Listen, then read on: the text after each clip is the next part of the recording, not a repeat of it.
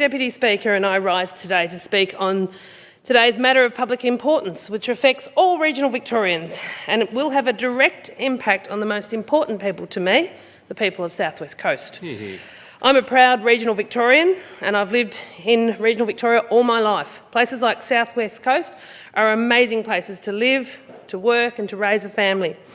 Regional Victorians are a hardy lot, although we often lack the basic services that our metropolitan cousins take for granted, like safe roads, childcare, mobile reception and the list goes on. We make do and we manage the best we can. We navigate potholes on neglected arterial or regional roads that are ignored by the government. The Andrews Labor government, who for the past 18 of the last 23 years have been governing Victoria, and one of their legacies is the Princes Highway, Highway 1, which is no longer fit for purpose, along with many other of our roads, like the Hayward-Woolthorpe Road, which you'll hear me mention many times, no longer fit for purpose. So when this government finally mentions regional Victoria, you can imagine we're filled with hope.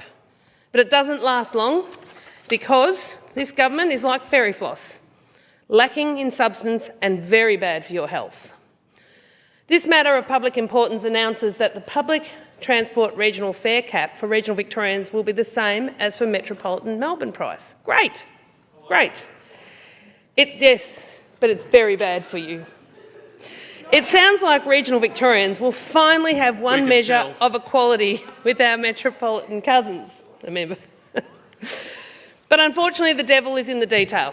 This is yet another example of Labor's old smoke and mirrors tricks, which you'll often hear me talk about in this place. It's not a secret that many Victorians are doing it tough due to the current increased cost of living, increased interest rates, higher rents, expensive food stuff. It does all add up. The government's public transport regional fare cap policy may provide some short-term cost of living relief to some regional Victorians. Brilliant, brilliant. But it won't make a massive difference. Because unfortunately, when you scratch the surface, it becomes quite clear that this policy is actually unsustainable. This government must come clean on how it intends to fund this. As the Shadow Treasurer here beside me, I'm sure you're very concerned about the overspend of this government that will one day come home to roost to a point where I don't know how it will be manageable.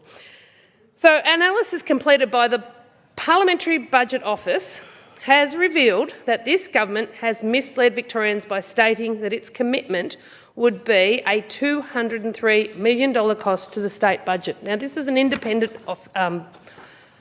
analysis. So the Parliamentary Budget Office's analysis has shown that the true cost will be up 76% more than originally promised. This represents a $358 million blowout over the next 4 years and a mammoth $1.1 billion blowout over the next decade. Billion. Make sure you understand that I said billion. That's a lot of money in anyone's language and demonstrates just how unsustainable this policy is. The only way this government will be able to deliver cheaper fares will be by raising taxes to make up the shortfall.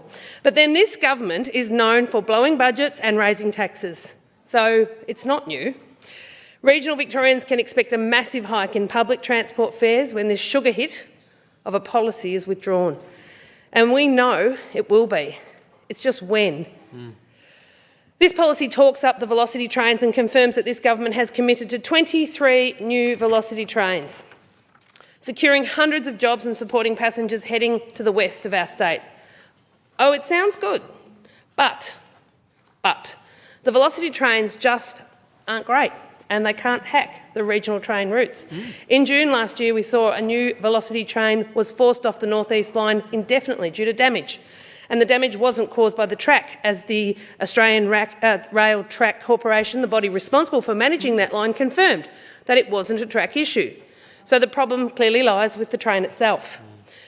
But it's not just the shoddy construction of the Velocity trains that's going to be the issue. Velocity trains also lack a buffet car. While metropolitan travellers may scoff at this as an issue, if you travel on regional trains, and I have, you'll realise just how important the buffet car is. For example, the first bus leaves Portland at 4:27 a.m. and arrives in Warrnambool at 5:52. There's not much open in Warrnambool and Portland around that time, so there's no buffet or vending machine on the bus. The first train then leaves Warrnambool at 6:12 and arrives at Southern Cross at 20 to 10.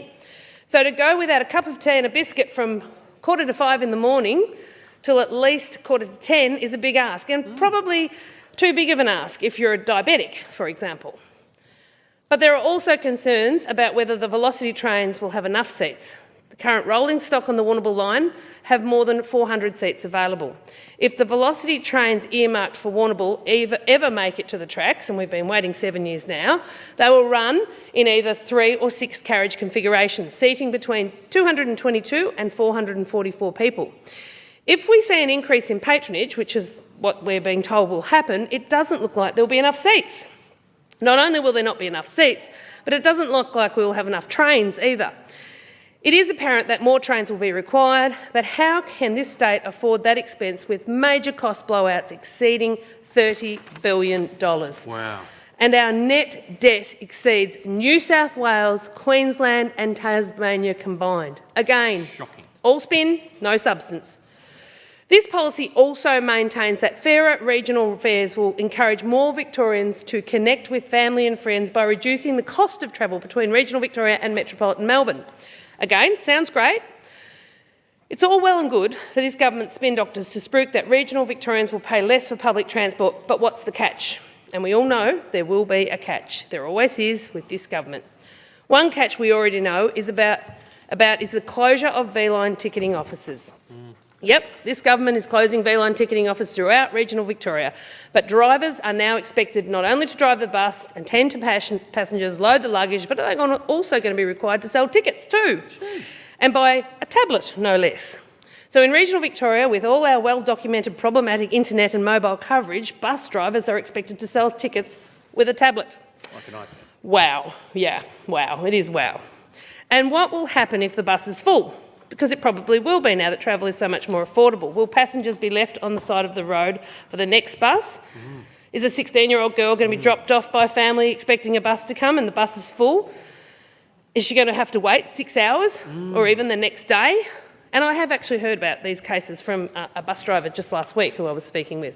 But what about those using public transport to get to Melbourne for that important appointment with medical specialists? Sorry, love, wait for the next bus. Might just mean a missed appointment that results in the tumour becoming inoperable. I'm not being dramatic. These are real stories. These things actually happen when you miss medical appointments and you're relying on public transport.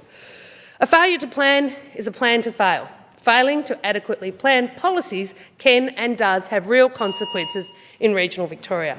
This policy is designed to get more people onto public transport, and for much of regional Victoria, some of or all of this travel will be by train. This government has failed to address how infrastructure will keep up with the anticipated increase in demand. The Warrnambool line carries a mixture of passengers and freight. It's already congested, and I'm reminded of an incident in March 2021 when I was contacted by a constituent who operates a freight service on the Warrnambool line. This constituent told me that his train schedule was changed at the very last minute, making him unable to send a train out of his yard on the Friday evening, which in turn meant that he misses a return service on Monday. This freight operator was given just over 48 hours' notice to find enough replacement trucks to get his product to the port for their load times. It was done, but at huge cost. And I was speaking at the freight conference just on Monday to freight train operators across regional Victoria saying it's chaos when the government doesn't plan properly and leaves them in these situations. How many regular freight train cancellations will businesses need to factor into their business plans when they don't get the information? Victoria's roads aren't coping already, so how will they cope with the extra burden of regularly cancelled freight trains? In conclusion, the government never ceases to amaze me, and I'm often reminded of The Emperor's New Clothes, a wonderful children's story by Hans Christian Andersen. I'm sure many are familiar with this cautionary tale, but it's a story of an emperor who spends lavishly at great cost to his state. The emperor hires some weavers who promise to make him look fine in his invisible clothes, but everyone knows that it's a farce, but no one's prepared to call it out until a child, when the emperor is walking up the street totally naked, says, "The emperor's got no clothes on." The people are all conned. They knew it, but no one was prepared to say a word. This policy and the emperor's new clothes share many similarities. The member for Ripon.